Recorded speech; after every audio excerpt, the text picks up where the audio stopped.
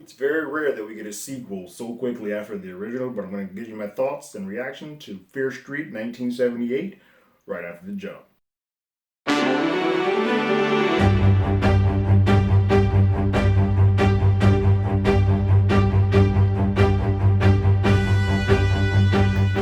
Hello, everyone. Terrence here with Hollywood Already Did It. If you haven't already, go ahead, like, share, subscribe to the channel, ring that bell below. Anytime we have something, you will be among the first to know. So, we're here. Netflix has dropped the sequel. It's weird, but the follow up, the next part of the Fear Street Trilogy in Fear Street 1978. So, this film picks up right after the end of the events of Fear Street 1994, where Dina and her brother Josh are trying to, whoever restrained Sam, Dina's girlfriend, or friend. They're not girlfriend at that point in time, but the person she loves, and takes her over to what they believe to be the final survivor of the same sort of situation that occurred in 1978. And by news stories, they don't know, but she's sort of reached out to them, and they have kind of now stalked and found her, and who has been living this hermit life, this routine, and it has been very detail oriented in how she lives her life because she's clearly been traumatized. I will say this: the intro and style of 1994 fit me more in what I like from horror more than the intro and whatnot to this. As an aside, if people are just starting to like put a flashlight into your house and start coming in through the window, I can tell you if this was an all it's an all black cast, someone would be dead at the very beginning of this episode. But I think just the style of horror and that slasher style fits me more. About this particular sequel, I it took me a minute to get into the vibe.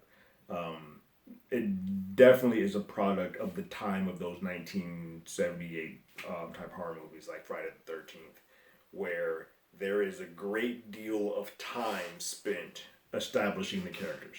And that's typically how I like my horror. There were no characters that I liked or related to. So it was doing things correctly. I just didn't care about any of the characters that they were putting in front of me. And so it was setting up the long game where these type of films were a lot more methodical and a lot slower paced and a lot more deliberate in their approach of we're going to put these characters on the board, you're going to get to like them, see them in their normal element, and then we're just going to wreak havoc on them. It's not until the wreaking havoc part of this happens that I start to kind of care more about the characters. Like whatever we put them through before, the actual nuts and bolts of it all didn't quite work for me. But once it starts getting to about the halfway point, I start appreciating the film more and realizing that yeah, they're different beats, and I'm imagining I'm gonna really have an issue with 66. But when it is all said and done, I did enjoy it. What I liked a lot about and the series has been doing a pretty good job of it as a whole. I mentioned it in the part one of this film, is that they're sort of taking things out of the typical horror tropes and sort of flipping them on their head, like two women as the lead, people of color. This one, some of all the horror tropes that exist in these type of old Camp Crystal Lake type of films with Friday the 13th are sort of thrown away. Um, there are there are kids murdered. Like yes, you always see at these camp things they always kill the older. They're all kids technically, but you always see them kill the older ones. Like now you're killing the nerdy kid that's young with glasses, just putting his axe through his head, or you're killing the virgin. The virgin dies as opposed to the person who's a huge raging sex person. Like all rules and bets are off, and I gotta dig that because it kind of like we'll throw all that stuff out. We'll homage a lot of these things, but we'll also throw all of that stuff out the window, and it kind of makes you appreciate that more. It has fun once it hits the gas. This film has a lot of fun. It just for me slogs and takes a minute to get there. I think it also might just be because this particular part has to be bookended by what happened before, so it can't just jump right into like we have to spend like 15-20 minutes establishing one part that is still part of the old film, going into the new stuff, and then coming back out of it. That gets a bit redundant, and I feel like we're going to get that again with whatever we get in 66, although it ends with Dina seemingly being transported into the time of whenever 1966 is, which I was interested to see how they were going to transfer us to that, and it just seems like a bit of a cheat code. Like, well, when she tries to put Sarah Figure's hand back with the body, which they resolute here and come to that when it's all said and done, it just transfers her back. Out of the two, like I said, I relate more to the first one. I also think there are more original and creative ways to kill people in the 94 Fear Street, whereas the 78, you're basically just a slasher, and you've seen the one axe to the head or one axe to the neck. You've seen sort of them all, so it doesn't really get that creative, or decapitations. It doesn't really get that creative in the way that it did. People die.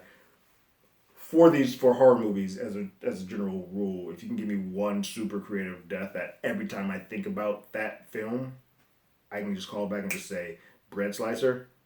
You know what I'm talking about. I don't have that here, so it's kind of like, it's fun. I enjoy it. I do love that we're still getting lady female leads, which is great, and obviously that's going to be the pick case because we're going through for the next one. I love that it was sisters. I love that we have our young lady from Stranger Things who just seems to fit into the same sort of, this is sort of her lane for as long as she is of that age. I think our lady leads do a great job all the way through. They carry this. And it's not until I think when the gas starts going and they get really into it that they really start to shine. I think some of the more dramatic stuff that happens in the front end of this just are hard to get through. And that may not be any fault of their own. I just think the structure of how this film works sort of does them a disservice. It would be better just to get off to the races with just them as opposed to getting a story first. These are hard to rate because they are each separate, but it is one a whole group. But on my scale of once is enough, play it again, Sam, or give me a time stone so I never had to think about this again. I will still put this in the play it again, Sam category. I think as long as it continues the story and continues to feel a little fresh, then I think we're on to something. But it is definitely, for me, a bit of a letdown from Fear Street 1994. But I am still excited to see what 1666 brings to the table. And hopefully we get some inventive and cool new way to kill a witch as opposed to just hanging them from a tree or burning. I want to see something crazy happen. What did you guys think about Fear Street 1978? Go ahead and leave your thoughts and comments in the comments below. If you haven't already, go ahead and follow us on Twitter at HollywoodADI. You can hit us up on email at HollywoodAlreadyDidIt@gmail.com. We also have a podcast with the same name that's on Google Podcasts, Spotify, Apple Podcasts, any other place podcasts. We're there. Our last episode, most recent episode, was about Black Widow. This week we'll be talking about Space Jam. And we also have a spin-off series called Marvel Pair-Ups with our guest host Jamie Jerick, where we talk about Loki or whatever Marvel series is on and pair it up with whatever a time traveling movie for Loki. This week will be with the classic time traveling film Terminator. So check that out here and YouTube and then wherever podcasts are as well. But like always, I got my ticket. You got yours.